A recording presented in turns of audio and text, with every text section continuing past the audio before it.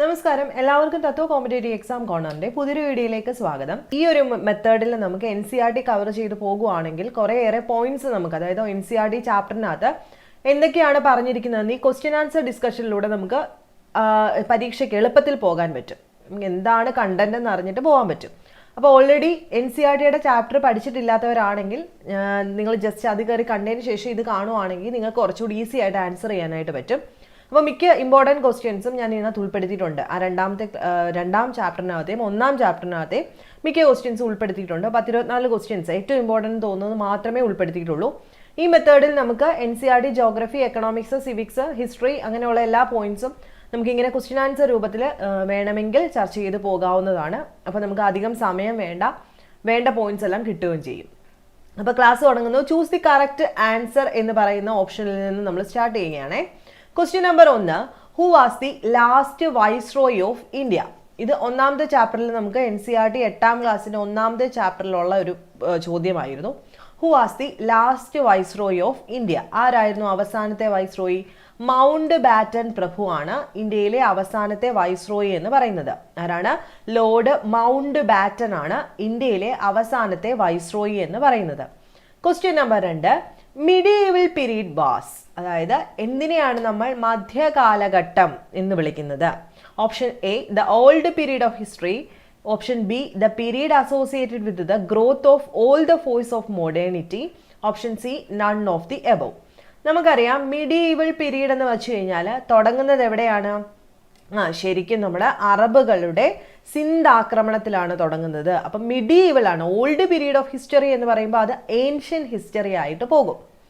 അതുപോലെ തന്നെ the period associated with growth of all forces of modernity എന്ന് വെച്ച് കഴിഞ്ഞാൽ എന്താണ്? മോഡേൺ ഹിസ്റ്ററി ആയിട്ട് പോകും അല്ലേ? അതായത് ഗ്രോത്ത് ഓഫ് ഓൾ ഫോഴ്സസ് എന്ന് പറയുമ്പോൾ ഫോഴ്സ് ഇവിടെ ഉദ്ദേശിക്കുന്ന ബ്രിട്ടീഷുകാര്, പോർച്ചുഗീസുകാര്, ഡച്ചുകാര്, ഫ്രഞ്ചുകാര്, ഇവരുടെയൊക്കെ വരവ് മോഡേണിറ്റിയുമാണ് ഉദ്ദേശിക്കുന്നത്. അപ്പോൾ അത് രണ്ടും അല്ല, ഇതിന്റെ നടുക്കായിരുന്നു മിഡീവൽ ഇന്ത്യൻ ഹിസ്റ്ററി എന്ന് പറയുന്നത് അല്ലേ? മിഡീവൽ പീരീഡ് എന്ന് പറയുമ്പോൾ മധ്യകാലഘട്ടം എന്ന് പറയുന്നത് അറബികളുടെ സിന്ധ് ആക്രമണം തൊട്ട് ഡൽഹി സുൽത്താനേറ്റിന്റെ കാലഘട്ടം. മനസ്സിലാവുന്നുണ്ടല്ലോ? അത് നമ്മൾ പഠിച്ചതാണ്. അതുകൊണ്ട് ഇതിനകത്ത് ഓപ്ഷൻ അകത്ത് ഇല്ലാത്തതുകൊണ്ട് നൺ ഓഫ് ദീസ് ആണ് ആൻസർ ആയിട്ട് വരുന്നത്. 3, which one of the sources do historian use in writing about the last 250 years of Indian history? അതായത് ഹിസ്റ്റോറിയൻസ് 250 വർഷം മുമ്പുള്ള കാര്യങ്ങളെ പറ്റി പഠിക്കാനായിട്ട് ഹിസ്റ്റോറിയൻസ് ഏറ്റവും കൂടുതൽ യൂസ് ചെയ്യുന്ന കാര്യം താഴെ പറയുന്നതിനകത്ത് ഏതാണ്? Official records of the French administration, official records of the British administration, official records of the church administration, none of the above. അപ്പോൾ ഫസ്റ്റ് ചാപ്റ്ററിൽ എടുത്തു പറയുന്ന ഒരു കാര്യമാണ്, നമ്മുടെ ഹിസ്റ്റോറിയൻസ് ഇന്ത്യൻ ഹിസ്റ്ററിയെ പറ്റിയിട്ട് അറിയാൻ 250 വർഷം മുമ്പുള്ളത് അറിയാൻ വേണ്ടിയിട്ട് ഏറ്റവും കൂടുതൽ ഡിപ്പെൻഡ് ചെയ്യുന്നത് ബ്രിട്ടീഷ് അഡ്മിനിസ്ട്രേഷൻ്റെ ഒഫീഷ്യൽ റെക്കോർഡ്സ് ആണ്. അത് പ്രത്യേകം NCERT ടെക്സ്റ്റ് ബുക്കിലുണ്ട്. ഏറ്റവും അപ്ഡേറ്റഡ് ആയിട്ടുള്ളതും കറക്റ്റ് ആക്യുറേറ്റ് നോളജ് ഒരുവിധം കിട്ടുന്നത് എവിടെ നിന്നാണ്? ഒഫീഷ്യൽ റെക്കോർഡ്സിൽ നിന്നാണ് അല്ലേ? ബ്രിട്ടീഷ് അഡ്മിനിസ്ട്രേഷൻ്റെ ആ പോയിന്റ് പറഞ്ഞപ്പോൾ നമ്മൾ എടുത്തു പറഞ്ഞിരുന്നു, സാധാരണ ആൾക്കാരുടെ ഫീലിങ്സ് അല്ലെങ്കിൽ അവരുടെ പോയിന്റ് ഓഫ് വ്യൂവിൽ നിന്നല്ല ഇതൊന്നും ഹിസ്റ്റോറിയൻസ് ബ്രിട്ടീഷ് അഡ്മിനിസ്ട്രേഷൻ എഴുതി വെച്ചിരിക്കുന്നത്. അവർക്ക് തോന്നുന്ന കാര്യമാണ് അവർ എഴുതി വെച്ചിരിക്കുന്നത്. അതുകൊണ്ട് തന്നെ കുറച്ച് പോരായ്മ ഉണ്ടെന്നൊക്കെ നമ്മൾ ക്ലാസ് എടുത്തപ്പോൾ പറഞ്ഞു അല്ലേ? ഹിസ്റ്ററി കിട്ടുന്ന സമയത്ത് ബ്രിട്ടീഷുകാർ എഴുതി വെച്ചിരിക്കുന്നതാണ് ആ റെക്കോർഡ്സ്. അതുകൊണ്ട് തന്നെ നോർമൽ പീപ്പിൾസ് എങ്ങനെയായിരുന്നു ചിന്തിച്ചത് അല്ലെങ്കിൽ അവരെങ്ങനെയാണ് ഇത് കണക്കിലെടുത്തതെന്നൊന്നും അന്ന് ഈ ഒഫീഷ്യൽ റെക്കോർഡ്സ് വഴി നമുക്ക് കിട്ടത്തില്ല. അതൊരു പോരായ്മയായിട്ട് നമ്മൾ പറഞ്ഞായിരുന്നു. അടുത്തത് question number 4, which of the following was not the presidency? നമ്മൾ പറഞ്ഞു ഏതൊക്കെയാണ് പ്രസിഡൻസികൾ? ബ്രിട്ടീഷുകാർ വന്നു, അവിടെ പ്രധാനമായിട്ടും 3 പ്രസിഡൻസി വന്നു. ഒന്ന് ബംഗാളാണ്, ഏറ്റവും important Bengal presidency.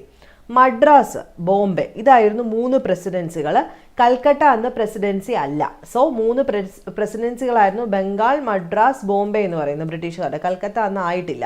So option D, കൽക്കട്ടയാണ് presidency അല്ലാത്തത്.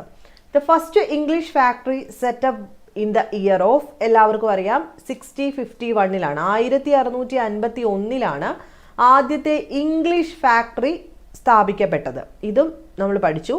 Who was discovered the sea route to India in 1498? എല്ലാവർക്കും അറിയാവുന്നതുകൊണ്ട് ഞാൻ എക്സ്പ്ലെയിൻ ചെയ്യുന്നില്ല. വാസ്കോ ഡ ഗാമയാണ് 1498 ആദ്യമായി എവിടേക്ക്? ഇന്ത്യയിലേക്കുള്ള ഒരു സീ റൂട്ട് കണ്ടെത്തിയത്.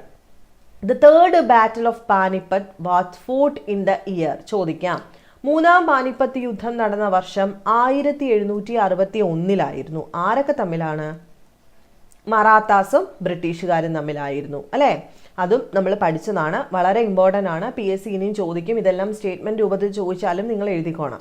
തേർഡ് ബാറ്റിൽ ഓഫ് പാനിപ്പത്ത് നടന്ന വർഷം 1761 Rani Chennamma was the ruler of, പഠിച്ചവർക്കറിയാം, കിറ്റൂർ അല്ലെ. കിറ്റൂരിലെ റൂളർ ആയിരുന്നു റാണി ചെന്നമ്മ. അവരെയാണ് എന്താണ് ബ്രിട്ടീഷുകാർ തൂക്കിക്കൊന്നു അല്ലെ, അറസ്റ്റ് ചെയ്തു. പിന്നെ തൂക്കിക്കൊല്ലല്ല, അറസ്റ്റ് ചെയ്തു. ആ ജയിലിൽ വെച്ച് തന്നെ അദ്ദേഹം മരിക്കുകയായിരുന്നു എന്നൊക്കെ നമ്മൾ പഠിച്ചു. അപ്പോൾ കിറ്റൂരിലെ റൂളർ ആയിരുന്നു റാണി ചെന്നമ്മ എന്ന് പറയുന്നത്. Question number 9, European trading companies were attracted to India due to, എന്തുകൊണ്ടാണ് യൂറോപ്യൻ ട്രേഡിംഗ് കമ്പനി ഇന്ത്യയിലേക്ക് അട്രാക്റ്റഡ് ആയത്? ഒരു പ്രധാന കാരണമുണ്ട് അല്ലേ. ചീപ്പ് ലാൻഡ് ആണോ? അല്ല. ചീപ്പ് ലേബർ ആണോ? അല്ല.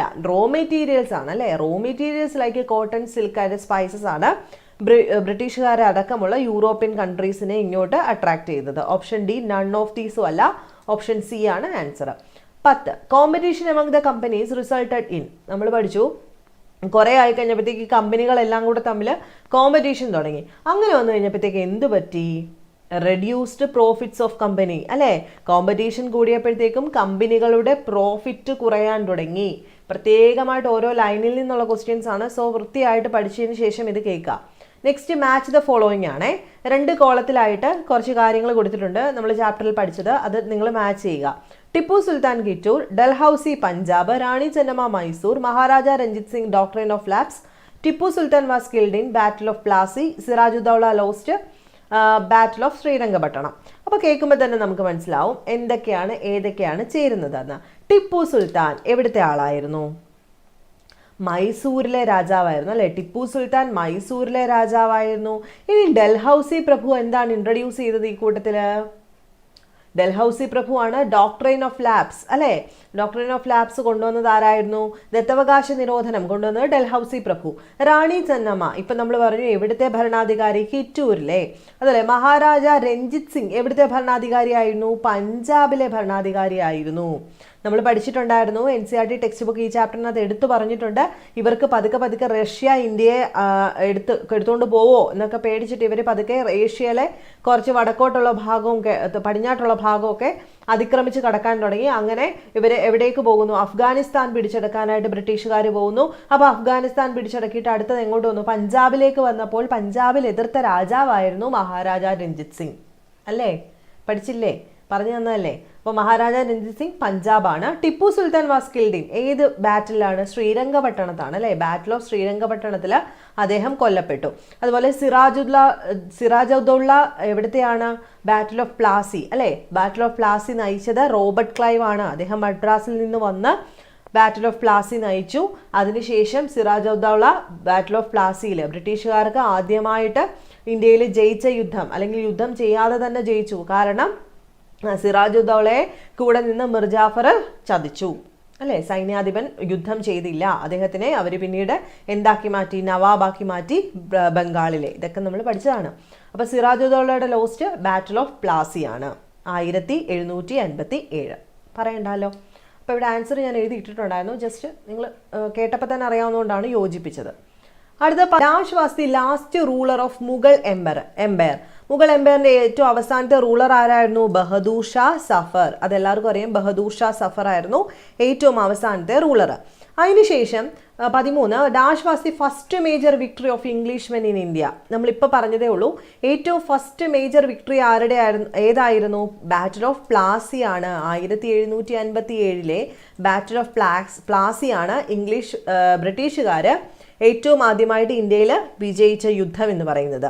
അടുത്തത് 14 dash lead Englishmen in the battle of Plassey against Bengal Nawab in 1757. ആരായിരുന്നു? ഇപ്പൊ പറഞ്ഞില്ലേ, റോബർട്ട് ക്ലൈവ് ആണ്. ഓപ്ഷൻ സി റോബർട്ട് ക്ലൈവ് ആണ്. അടുത്ത 15 Richard Wellesley was governor general of Bengal from ഏതാണ്? അതായത് Richard Wellesley governor of Bengal ആയത് 1798 മുതൽ 1805 വരെ ആയിരുന്നു. 1798 മുതൽ 1806 Maratha were defeated by English in dash battle of Panipat. ഇപ്പൊ പറഞ്ഞല്ല ഉള്ളൂ, തേർഡ് ബാറ്റിൽ ഓഫ് പാനിപ്പത്ത് അല്ലെ. മറാത്താസ് തോൽപ്പിച്ചത് തേർഡ് ബാറ്റിൽ ഓഫ് പാനിപ്പത്ത് 1761 അല്ലെ. ബ്രിട്ടീഷുകാരും മറാത്താസും തമ്മിൽ യുദ്ധം നടന്നത് മൂന്നാം പാനിപ്പത്ത് യുദ്ധം എന്നറിയപ്പെടുന്നു 1761. അടുത്തത് 1765 Mughal emperor appointed dash as Diwan of Bengal province. എല്ലാവർക്കും അറിയാം ആരെയാണ് ബംഗാൾ പ്രൊവിൻസിന്റെ ദിവാനായിട്ട് മുഗൾ എംപയർ അപ്പോയിന്റ് ചെയ്തത്? ആരെയാ? ഈസ്റ്റ് ഇന്ത്യ കമ്പനി അല്ലേ. നമ്മൾ പറഞ്ഞു ദിവാൻ ഭരണം അവർക്ക് കിട്ടിയെന്ന് നമ്മൾ പറഞ്ഞു. അടുത്ത doctrine of lapse was introduced by. ആരാണ് ഡോക്ട്രൈൻ ഓഫ് ലാപ്സ് കൊണ്ടുവന്നത്? ആരാണ്? ഇപ്പൊ പറഞ്ഞില്ലേ, ലോർഡ് ഡൽഹൌസി പ്രഭുവാണ്. ലോർഡ് ഡൽഹൌസി പ്രഭുവാണ് doctrine of lapse. Question number 19. First Anglo Maratha war ended with. ഏതോട് കൂടിയിട്ടാണ് ആദ്യത്തെ ആംഗ്ലോ മറാത്ത വാർ തീരുന്നത് എന്നാണ് ചോദ്യം. Option B treaty of Salbai. നമ്മൾ പറഞ്ഞാണ് ട്രീറ്റി ഓഫ് സാൽഭായോടുകൂടി ഒന്നാം ആംഗ്ലോ മറാത്ത യുദ്ധം 1761 മൂന്നാമത്തെ പാനിപ്പത്ത് യുദ്ധം എന്ന് പറയുന്നത് അതല്ല കേട്ടോ. അപ്പൊ ഒന്നാം ആംഗ്ലോ മറാത്ത വാർ തീരുന്നത് ട്രീറ്റി ഓഫ് സാൽഭായിലൂടെയാണ്. അതിനുശേഷമാണ് ഇവരെല്ലാം കൂടെ ചേർന്നിട്ട് ആരെ ടിപ്പു സുൽത്താനെതിരെ പോകുന്നത്. ഇതൊക്കെ നമ്മൾ പറഞ്ഞാ. Question number 20. Dash was annexed under doctrine of lapse in 1848. 1848 ദത്തവകാശ നിരോധന നിയമപ്രകാരം ഏതൊരു പ്രൊവിൻസിനെയാണ് അനെക്സ് ചെയ്ത് അല്ലെങ്കിൽ കൂട്ടിച്ചേർത്തെടുത്തത്? ബ്രിട്ടീഷുകാർ. ഓപ്ഷൻ ബി സത്താരയാണ് കേട്ടോ. സത്താരയാണ് 1848 കൂട്ടിച്ചേർത്തത്. ഇനി ജാൻസി എന്നായിരുന്നു കൂട്ടിച്ചേർത്തത്? 1854 ജാൻസി ആരാണ്? ഡൽഹൌസി പ്രഭു കൂട്ടിച്ചേർക്കപ്പെട്ടത്. എന്തുമായിട്ട്? ഈസ്റ്റ് ഇന്ത്യ കമ്പനിയുമായിട്ട്. Criminal court in each district was called dash Adalat. എന്താണ് വിളിച്ചിരുന്നത്? ഫൗജ്ദാരി എന്ന് വിളിച്ചു അല്ലെ. ക്രിമിനൽ കോർട്ട്, ഓരോ ജില്ലയിലും ക്രിമിനൽ കോർട്ട് ഉണ്ട്, അതിനെ ഫൗജ്ദാരി അദാലത്ത് എന്ന് വിളിച്ചു.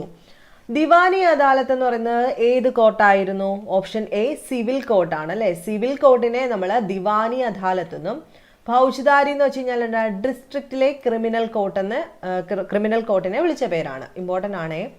ബ്രിട്ടീഷ് പാർലമെന്റിനെ വിളിച്ചിരുന്ന പേരെന്താണ്? House of house of commons എന്ന് വിളിച്ചിരുന്നത് ബ്രിട്ടീഷ് പാർലമെന്റിനെ ആയിരുന്നു. അപ്പൊ ഇത്രയും കാര്യങ്ങൾ NCERT ക്ലാസ് 8ന്റെ സെക്കൻഡ് ചാപ്റ്റർ ഫസ്റ്റ് ചാപ്റ്ററിൽ നിന്നുള്ള MCQ ടൈപ്പ് ക്വസ്റ്റ്യൻസ് ആണ്. അപ്പോൾ നിങ്ങൾക്ക് ഈ ടൈപ്പ് ആവശ്യമുണ്ടെങ്കിൽ നിങ്ങൾ താഴെ കമന്റ് ഇടുക കേട്ടോ. നമുക്ക് ഇങ്ങനെ ചർച്ച ചെയ്ത് പോകുന്നതായിരിക്കും കുറച്ചുകൂടെ എളുപ്പത്തിൽ പരീക്ഷാ പോയിന്റ് ഓഫ് വ്യൂവിൽ ഉപകാരപ്പെടുന്നത്. അപ്പോൾ നിങ്ങൾക്ക് വീഡിയോസ് ഇഷ്ടമാണെന്നുണ്ടെങ്കിൽ ലൈക്ക് ചെയ്യുക, ഷെയർ ചെയ്യുക, സബ്സ്ക്രൈബ് ചെയ്യുക. നെക്സ്റ്റ് വീഡിയോയിൽ കാണുന്നതിന് വരെ ബൈ.